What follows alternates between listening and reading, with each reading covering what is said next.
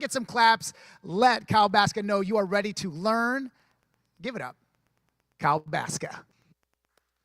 Awesome. Thank you. Thank you. All right. Welcome to day 2, everybody. It is such a pleasure to have you all here. I hope that you all enjoyed, of course, yesterday's session and you are gearing up, ready to go for all the information that we are planning on dropping on you here today. We have a packed day, I can definitely tell you that, and we're going to start off with some pretty interesting topics and conversations. Now, for those, of course, that were here last night for the Q&A session, like what we had just recently said, we went for an extra 90 minutes because we wanted to be able to answer as many questions as possible for you all last night.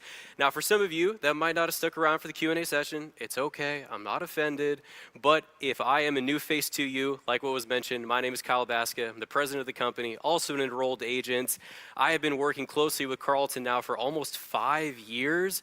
Back in the day when he had the up and coming YouTube channel in the space, and at that time we had a real estate course online, and within the span of these last 5 years, I cannot even begin to say how grateful I am to be able to support the thousands of business owners that I've been able to personally build out custom tax plans for, of course, with the advisors within the Tax Alchemy team as well. And I'm very much looking forward to seeing the future business owners that we can also service and create custom tax plans for. Now, for today's presentation, Carlton and I, we had some back and forth on this around if this specific part is maybe giving away too much information. And thankfully, I was able to kind of nudge him along and get him to agree to doing this. So what I'm getting at here is today we are going to be talking about the Augusta rule strategy. Now, can I get some yeses in the chat box if you maybe are familiar with what this is? Hey, okay, we got some yeses, we got some done it's, love to see that. Okay, some no's, all good, that's why we're here, don't worry. Okay, love it, love it. I am all about that action in the chat box, so you all better be ready for this. Love it. Okay, so some of you might be familiar with the Augusta strategy, but maybe you've just taken care of more of the basics versus getting a little bit getting more advanced on this. Now, we're gonna go through step by step how to accurately implement the Augusta rule strategy on today's call.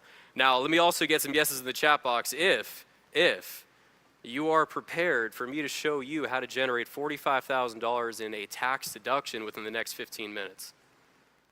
Can I get at least 100 yeses in the chat box, please?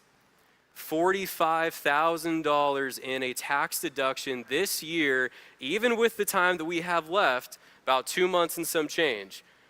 I'm seeing the yeses come in pretty crazy. Okay, let's see. I know Carlton's in the room somewhere. Carlton, you sure you want me to do this? Let's do this. Okay, all right, let's get to it. So, everybody, we got a little slide presentation that we're gonna get started here as a little intro, high-level overview to the Augusta rule strategy. If we can get that going here in the background. And let's make sure that we got the thumbs up. There we go, perfect, all right. So, the clicker to the slides over here. Awesome, let's get this going. So, overall background, high level on the Augusta rule strategy. Some of you might be, of course, familiar with the annual golf tournament that takes place in Augusta, Georgia.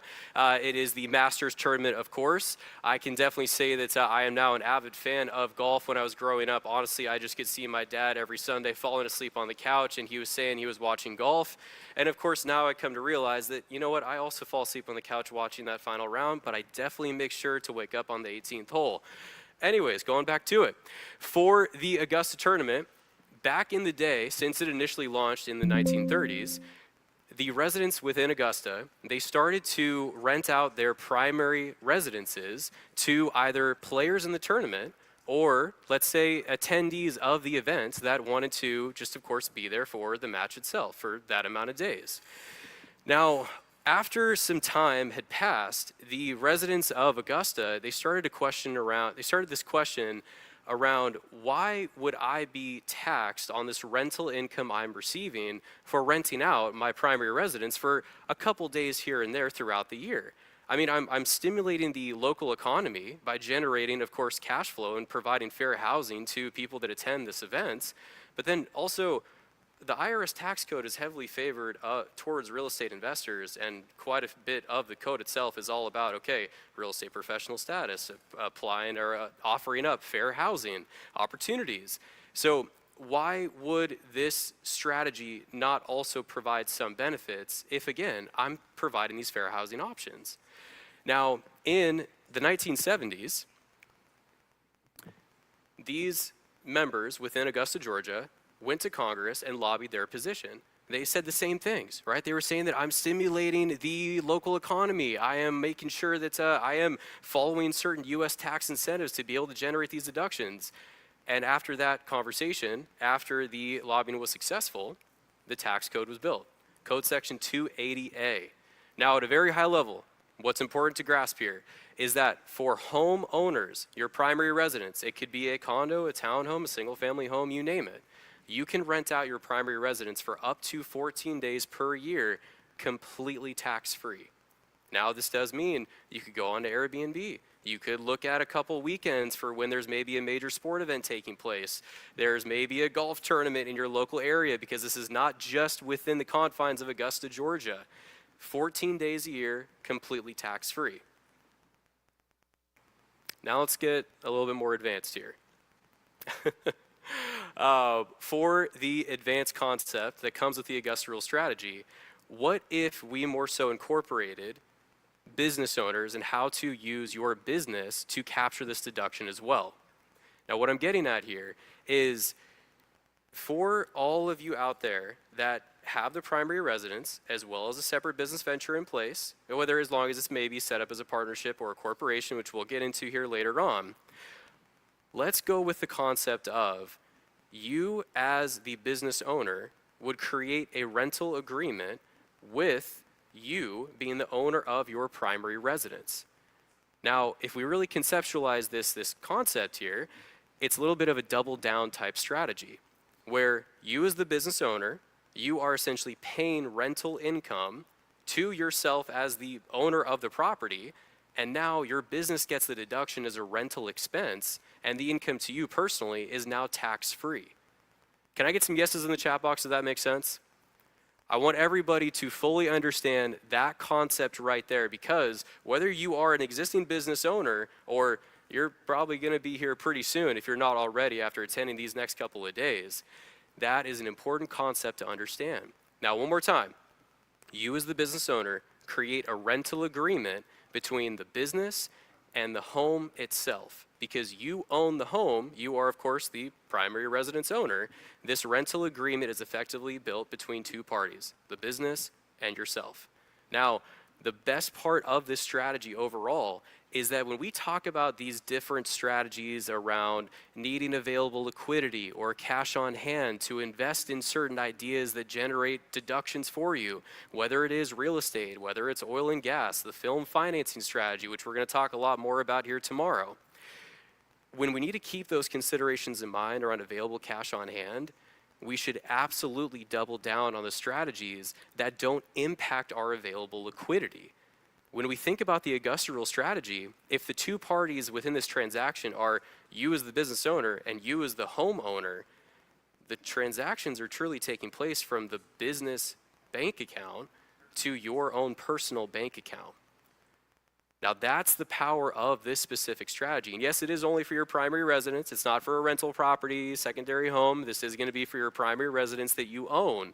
And without a doubt, if you fulfill that type of criteria, you have an active business or you plan to have an active business, and you are planning to or you already own a primary residence, you know this is going to be a conversation for you in your tax plan moving forward.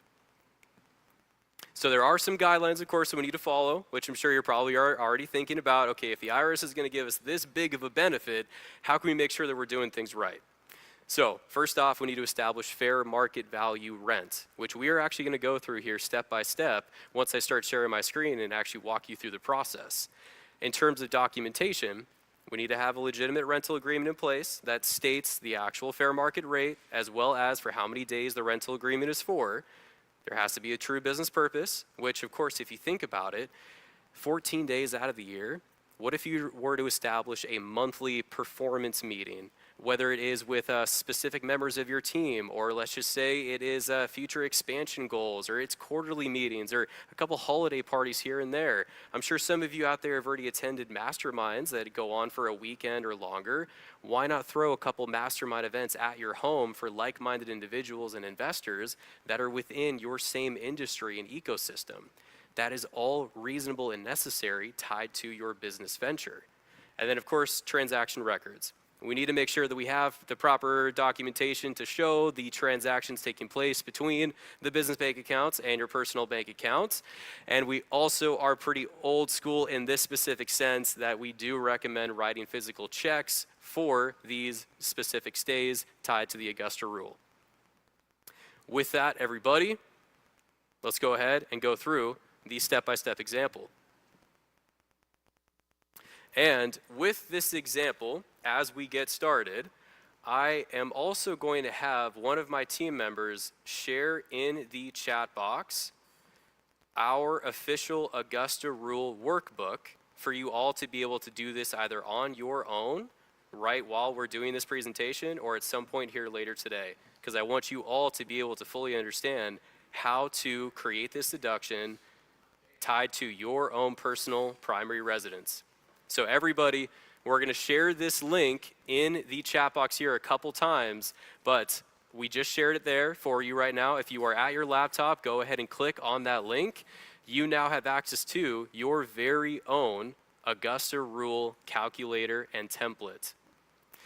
Now, if you would prefer to go through your own calculator and template here later on by just following me, of course, no problem there at all. Can I get some thumbs up in the chat box, though, if you could see my screen over here? This calculator? Who's with me here? All right, we got some thumbs up. We got some thumbs up. Thank you, everybody. All right, let's get into it. So, the first tab that you are going to see here on this Augusta documentation and calculation sheets is the process tab at the very bottom. Now, in the process tab for today, we're really just going to focus on this top section over here. This is essentially showing you all the different types of resources that we will go to identify what is a fair market rate for us to charge on any specific property. Now you can see here that we're first going to focus on a site like Zillow, which I'd say primarily is able to show you every single residence out there in terms of what the estimated monthly rent could be if you ever chose to rent out your primary residence. Next up, we're going to look at a website called PeerSpace to be able to put together some comps in the local area of your primary residence to just be able to compare and contrast some comparable rates. And then as a third step, we're also going to look at some additional websites that are more so tailored to renting out, let's say, hotel rooms, restaurants, other meeting areas that you can truly feel confident in that you now have 3 separate resources, making sure that you've done your due diligence in identifying what the true fair market rate should be for your specific property. Now, what we're going to do here is, as an example, Carlton and I have been able to identify a property out in Delray Beach, Florida that we wanted to use for today's example. Now, the reason why is because we do have quite a few clients out there, or members out there on the East Coast, and most of them being based in Florida.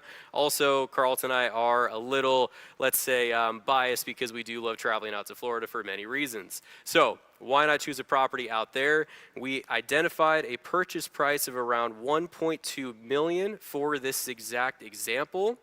Now I'm going to go ahead and just copy this address here for later on, but I want everybody to know that the location where you would identify the expected rental income on the Zillow page is if you scroll down to the estimated market value. Now this rent zestimate is saying $7,183 per month. Now once we've identified that amount, we go into the research and comp sheet, paste the address that we have intended to use, and we have now been able to enter in the monthly rate identified on Zillow, being the $7,183. Now, for some of you might be wondering, okay, that daily rate automatically calculated, yes, because we have certain calculations already in place within this worksheet. The reason why the IRS allows for you to more so go this direction in identifying the daily rate by dividing the monthly estimate by 2 is because the IRS essentially considers if you were to rent out your primary residence for 1 day, that's essentially stating that you cannot rent out you cannot establish a monthly rental agreement within that same month. So you are losing out on potential revenue by renting it just for 1 day in that month. So for that reason, we can use a daily rate of essentially half of the monthly expectation. Now, when you're going through this worksheet on your own, outside of this, you of course can pull together screenshots showing you the address of the property you identified, as well as how many bedrooms, how many bathrooms. In this screenshot, you can show, of course, the monthly rental estimate that you identified as well. For the next step is we're going to jump into PeerSpace. Some of you might be familiar with PeerSpace, whether it's maybe you had already identified a venue to hold a prior business event, or maybe in some cases a personal event that you had used PeerSpace for. There's a bunch of different options out there.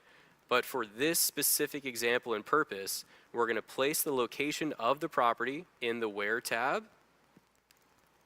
We're going to type in team building event for what are you planning. And then we're going to keep any time for the duration or the time that we're looking at, just to kind of keep the options open. Now we can see on the left-hand side we have a list view of properties, and on the right-hand side more of a map view. The purpose here is not necessarily to identify the highest potential hourly rate or the lowest. We're trying to find a happy medium here because, of course, there's a way to do this conservatively and there's a way to do this pretty aggressively. Now, for today's purposes, we're going to more so lean on, let's say, the conservative to moderate approach. What I'm getting at here is, let's just say we look at a couple of these averages, okay, 95 an hour, 125 an hour, 600 an hour. Let's see if we can find something around the 150, 175. Let's stick with this property here. This looks like a legitimate space here for company meetings, team building events. I like this as an option here for this example. Let's lock in that hourly price of 175, and you can also, of course, take a screenshot of this example and add it over to your spreadsheet. With that, in the hourly rate, let's type in 175. Automatically calculating the daily rate as well as the overnight rate. For today's example, we're more so going to create an average off the daily rate. The overnight rate is what really gets into more of the aggressive approach, which of course we can get into later on. As a third resource that we want to be able to check on to make sure that we're doing our due diligence, Eventective is another excellent resource to take advantage of. We'd want to select the option for meeting, type in the location, search venues. We know that we're looking at that Delray Beach area out in Florida. We're going to click into Florida, within their popular state, Delray Beach. And now we have more venues tied to hotels, restaurants, maybe some wedding venues. There's quite a bit of flexibility, or I guess some variability within this specific website.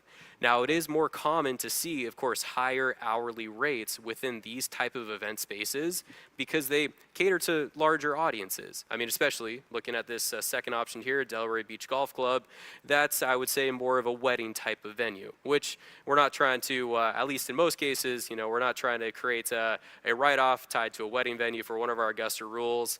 Augusta rule days, you didn't hear it from me. That's not something that we're going to try.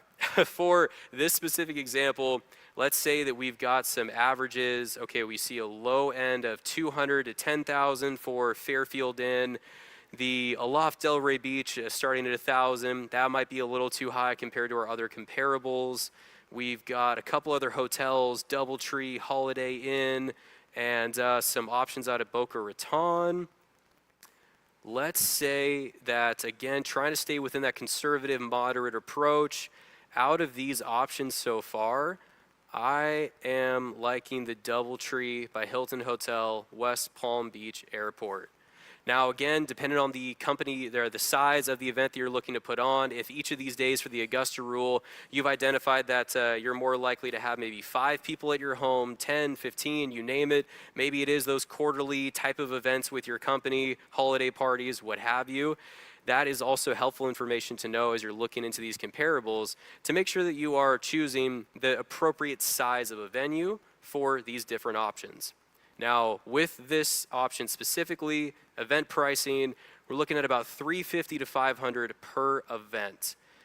With that, let's go back to our hourly rate using that site.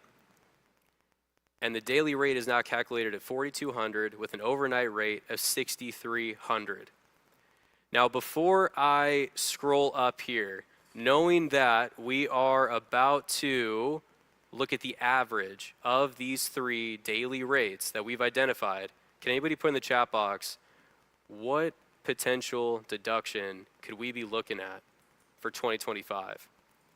Knowing that we have a daily rate on one side for $4,200, a daily rate of $2,100, and a daily rate of let's say $3,600. Can anybody remember what was the target deduction that I mentioned earlier on in the conversation?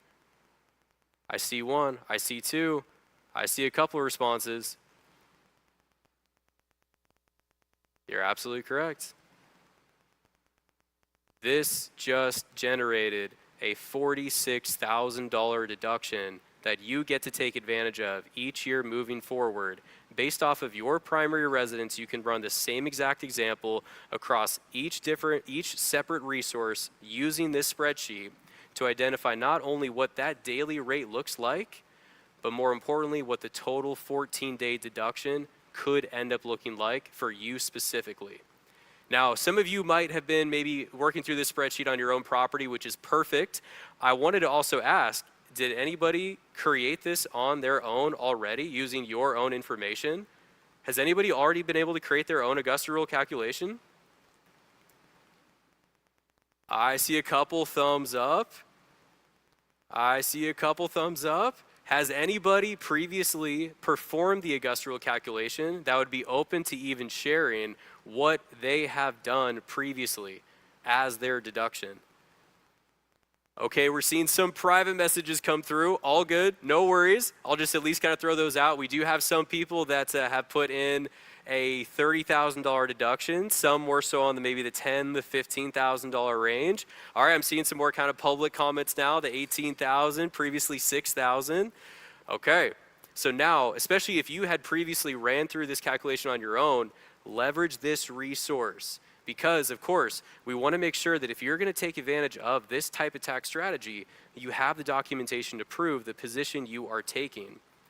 Now, the additional, of course, resources you have access to with this sheet alone, you have a logbook to be able to accurately track each of the tenant stays that you are accounting for across those 14 days.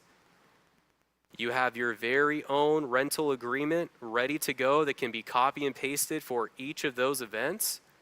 And you also have your very own meeting minutes document, again, for you to copy and paste for each of those tenant stays. This information, again, is something that we typically only share here with our members, but we wanted to make sure that you all were able to come to today and take advantage, knowing that you are going to generate tax savings this year. And really, to be able to come up with these numbers takes you about 10 to 15 minutes. Now, with that, everybody, final little recap here is that when used correctly, the Augusta rule, it's an incredibly powerful tax strategy that allows you to potentially shift tens of thousands of dollars from your business bank account to your personal bank account. Of course, making sure that all compliance regulations are in place. Proper documentation around the transaction history, of course, is also taken into consideration. Take advantage of those 14 days. Leverage them for your business. Use this as an opportunity to grow and scale your business, and use events to be able to interact and just have these mind share experiences with other industry professionals in your space. This is absolutely something that we want you all to take advantage of, whether you are an existing business owner or after this summit here, these next couple days, you end up becoming a business owner here before the end of this year. Thank you, everybody. I'll see you on later today. Give it up for Kyle right now. Dude, this was an amazing session, amazing information. We have tons of questions. I know we don't have time to get everybody in and ask individual questions, but some of them popped in here. And actually, they were asking, is this applicable only for self-employed people and if they're renting, specifically if they're renting? This is specifically for those homeowners that they own their primary residence. So this is not for rental properties. It's not if you are currently renting your primary residence. This is if you own your primary residence.